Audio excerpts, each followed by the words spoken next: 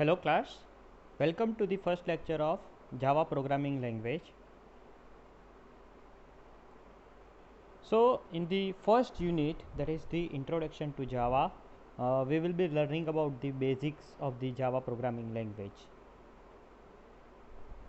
So in this chapter, we will be covering basics of Java, background and history of Java, features of Java, Java virtual machine and bytecode, Java program structure. Let us see the first topic, basics of Java. So Java is a programming language and a platform independent language. So basically a Java is a higher level programming language than C and C++ and other machine level all system languages. So it will be providing more complex functionality than what basic programming or lower level programming can provide, and it is a platform independent. Java removes the limitation like portability and reliability of C and C++ language. Apart from that, it is robust, object-oriented and secure programming language. We'll be going into detail in upcoming topics. So looking into the background or history of the Java, so basically first name was Oak in 1995, and then it was changed to Java. Oak was basically a symbol of strength, that is why it was chosen, and then it was given a name Java based on the island of the Indonesia. So let us look at the features of the Java, which is the one of the important topic in this chapter. So Java was initially developed by Sun Microsystem, and some of its features are: it's a simple, it's object oriented, platform independent, secure, robust, architectural neutral, interpreted high performance and multi-threaded. We'll be looking into this each feature in detail. So Java is a simple language. So it is a relative term, and compared to C and C++, Java does not have pointers. So there is not much complexity of handling pointers. Also, we do not need to remove variables once their use is over or they are not referenced anymore. So Java has concept of garbage collection, which will automatically remove unreferenced objects. So in that way, Java is simpler than C. Object oriented programming language. So Java is object oriented. So you have learned C++ programming language, where you learned all the object oriented programming concept, how object, class, inheritance, polymorphism, abstraction and encapsulation work.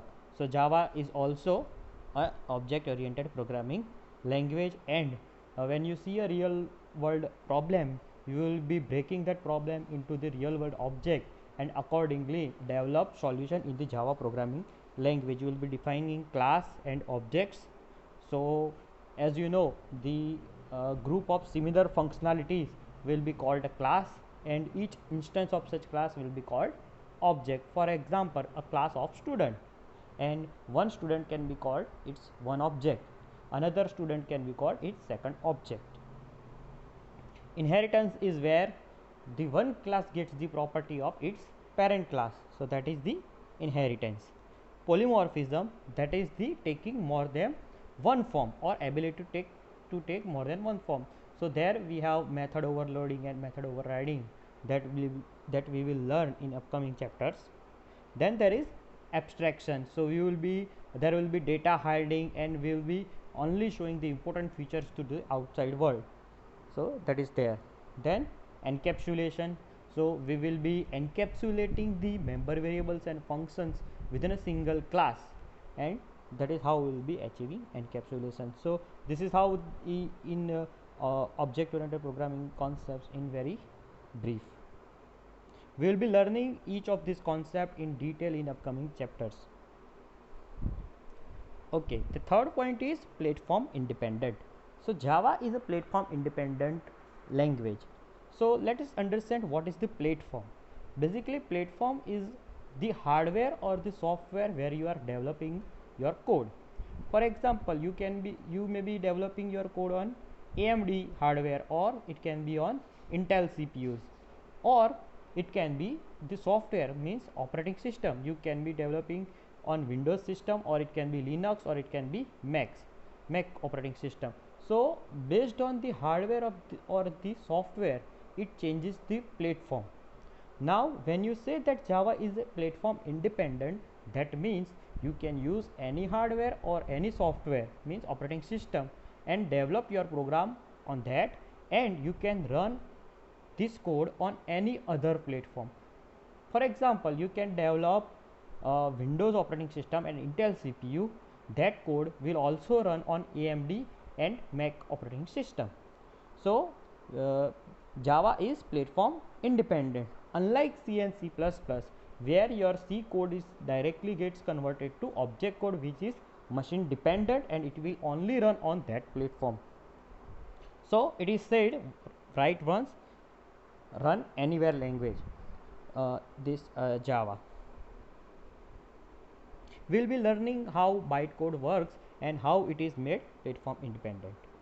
Now Java is also a secure language.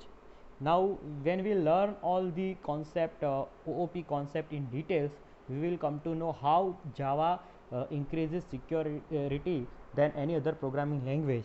But one thing you can surely understand is that in C and C++ you were using pointers, and there are chances that there may be a memory leak, because some pointer might expose your memory location.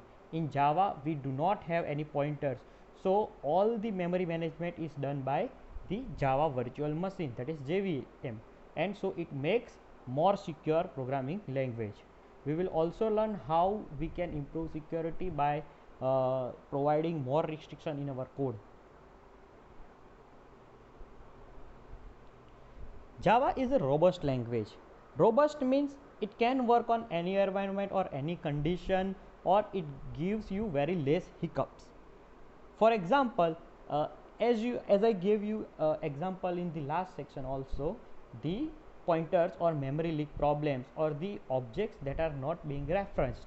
So that are the issue, that are security issue, and that we have to handle. But in Java we do not have pointers, or we do not have to worry about the object that are not being referenced, because Java has inbuilt mechanism called garbage collection. So whenever we have some objects which are not being referenced, so Java has background process called garbage collection. It will run at certain time, and it will delete or remove all such kind of object. So it is an automatic process. We do not have to worry about these kind of objects. So it makes a language with a robust. Now and then there is a exception handling mechanism, then there is type checking mechanism in Java, making it a more and more robust programming language. Java is architectural neutral, means it does not depend on the architecture of your platform. It can be your AMD machine, it can be a 32-bit machine, it can be a 64-bit machine, but the result of your code will be independent of that. And now we know that in C we have many different compiler, from Borland or from Turbo or any other compilers, and based on the configuration of the compiler, your C results may vary, especially when working with integer or bytes kind of variable, how it is handling the variable at bit level. So that differs a bit, but in Java it is assured that independent of any platform your result will be same. So it is architecturally neutral programming language. It is interpreted high performance language.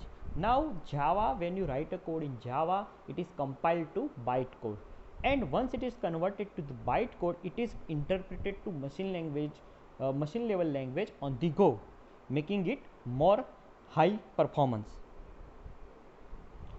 Java is also a multi-threaded programming language. It means by default it supports multi-threaded programming language.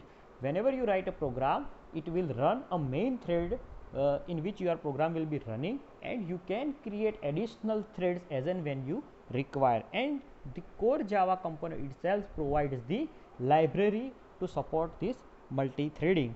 and when you use multi-threaded, your program becomes parallel computing processing, and it becomes a much faster.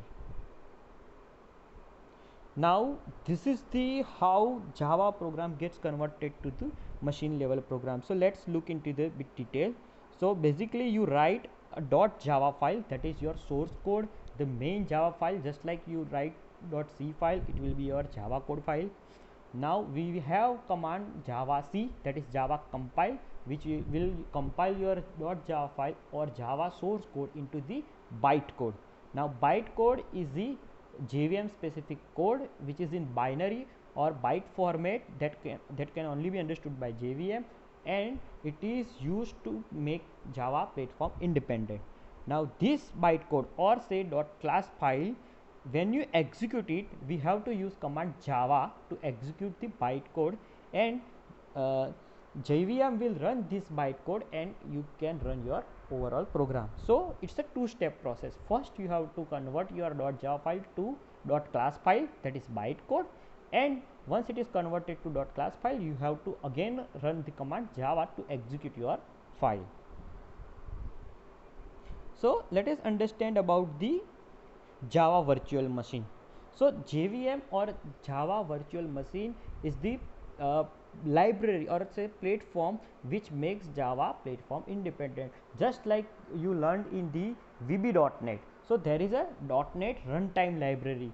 You can use C#, VB or any other programming language, all that converts it to your platform, and then that platform actually runs to the machine code. So just like that we have JVM. So Java code gets converted to the bytecode or .class file, and then through JVM that codes again gets converted to the machine level language. So bytecode is the intermediate code, and that is executed by the JVM.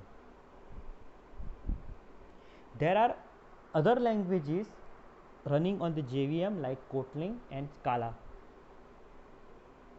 Now let us look at the overall structure of the Java program. So basically we have to have at least one class to run the Java code, and within that class we have to write one main method, just like the C program. But in C program you can directly write the main method, but in Java you have to write in some class. So here is the structure. First is the documentation section, that is you are writing some comments about what the program is going to do. Next is the package statement. So in which package you want to put this code. Package is just like a folder structure. We will learn that in upcoming chapters. Then there are import chapter.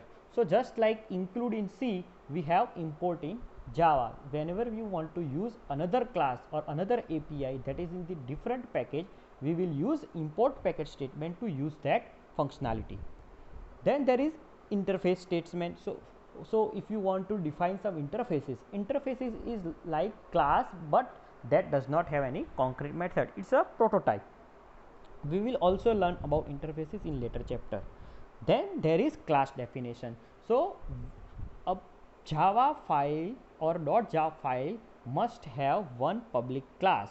So and that the name of the public class should be the same as the file name. So this is one of the important rule that you have to remember, otherwise your program won't run. The name of the file, for example, if your class name is student, then your file name must be student.java. So so you will be writing class student, and within that you will be writing main method. Now main method also have some specific structure, and we will be seeing how to write basic code and how to compile it and run it in upcoming lectures. But this is the overall structure which you have to remember, what sections come one by one, and the order is also important. Document section is optional, so you don't have to worry about that. Package is also optional. You can write your code in default package. If you don't write package statement, it goes to the default package. Import are also optional, because if you are writing just a print statement or just a hello world program, you may not need to import any other API. So that is also optional, or it is a use case basis. Interface statement, so that is also optional. You may not require interface and you can avoid that statement. But class and main method, that is the mandatory to have some use of that Java class.